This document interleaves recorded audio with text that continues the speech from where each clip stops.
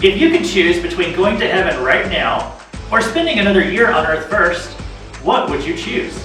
If you would say anything more than another 5 minutes on earth first, you don't understand how great heaven is. Let me tell you a few things about heaven. Heaven is God's dwelling place. Matthew 6:9 begins, "Our Father, which art in heaven." Here's another thing. Everything is perfect in heaven. In Matthew 6:10, Jesus prayed that things would be on earth as it is in heaven. Heaven is a place where God's will is always done. Heaven is a place with no more tears and no more sorrow. Revelation 21:4 says God will dry every tear. Those are some of the basics that everybody seems to know about heaven. But what do people miss? Well, we won't live up on a cloud forever and ever. Heaven will be brought down to earth. Our eternity will not be lived out in a space realm.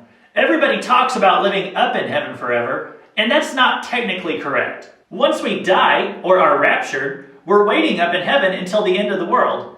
Once human history is finished, Jesus returns to this earth, and so do we. We spend eternity in a recreated universe, a new heavens and a new earth, with no death, decay, or sin. What about everything that's here now?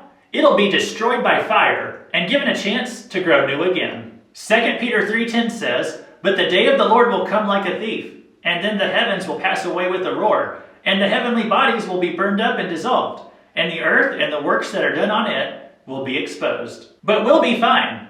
We'll be up in heaven while the earth is remade, and then this earth is where we will spend eternity.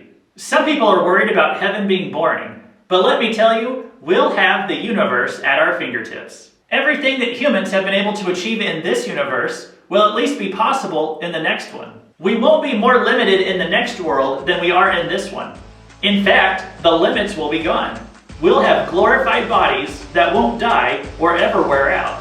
Any place humans have gone but you've missed out on, you'll get to visit too. And more.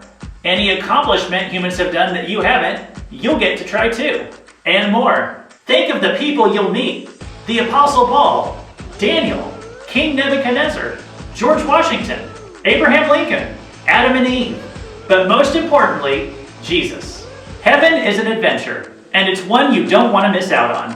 This has been Luke Taylor. Whatever you're doing today, look at it with an eternal perspective.